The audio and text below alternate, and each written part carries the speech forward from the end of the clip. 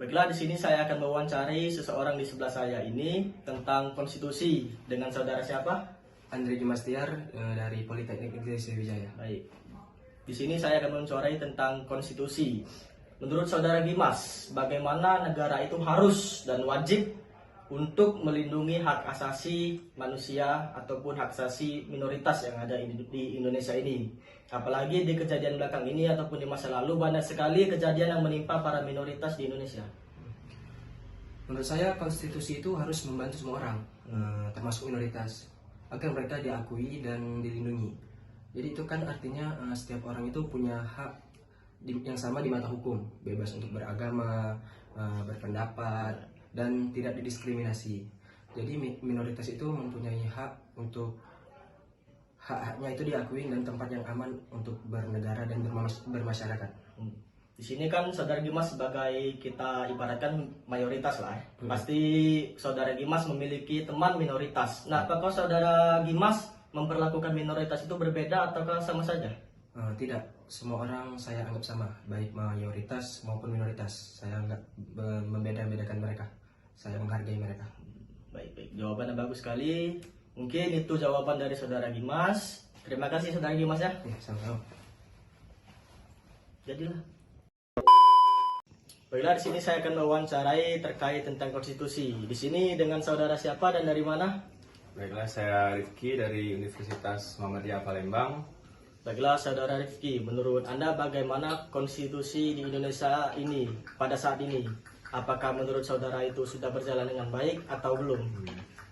Konstitusi di Indonesia yang berjalan saat ini menurut saya kurang baik karena masih banyak hukum yang kurang diluruskan dan masih banyak masalah-masalah pemerintah yang sangat tercela dan masih banyak lagi korupsi-korupsi yang masih belum diselesaikan sama pemerintah. Pokoknya konstitusi Indonesia ini masih jauh dari kata bagusnya.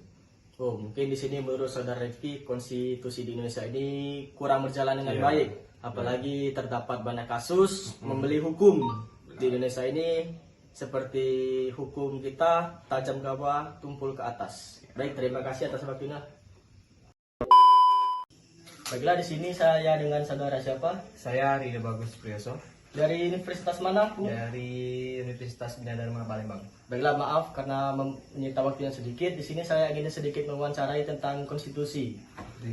Menurut saudara, bagaimana konstitusi di Indonesia ini? Karena sekarang konstitusi kita kan sedang terkandung masalah, yaitu ketua MK kita terkait isu Gibran di masa pemilihan umum saat ini. Baiklah, sebelum menjawab pertanyaan dari saudara, kita harus tahu dulu apa itu fungsi konstitusi. Jadi fungsi dari konstitusi itu adalah membatasi kekuasaan negara serta melindungi hak-hak manusia. Nah, dalam kasus Gibran ini, kenapa kita sebut melanggar konstitusi? Karena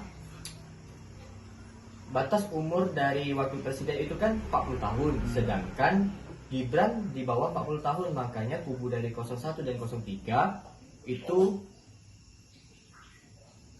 merasa bahwa itu adalah hal yang tidak benar dalam hukum negara ini. Tetapi kan, Bung, di keputusan MK itu terdapat 5 hakim. Nah, di sidang itu kan terdapat 4 hakim yang setuju dan 1 tidak. Dan otomatis veto itu dimenangkan oleh 4 hakim tersebut. Sehingga hukum itu berlaku. Tapi kenapa hukum itu harus diubah ketika menjelang pesta demokrasi dan menjelang pilpres? Itu membuat statement bagi masyarakat lainnya bahwa mendorong anak presiden untuk maju dan Jokowi membiarkan itu. Makanya timbul opini dari masyarakat yaitu bahwa negara ini dalam keadaan dinasti politik. Baiklah, di sini menurut saudara MK itu memang bersalah karena merombak ataupun melakukan pelanggaran etika dengan merombak peraturan Mahkamah Konstitusi dari batas usia tersebut. Baiklah, terima kasih atas waktunya, Bung.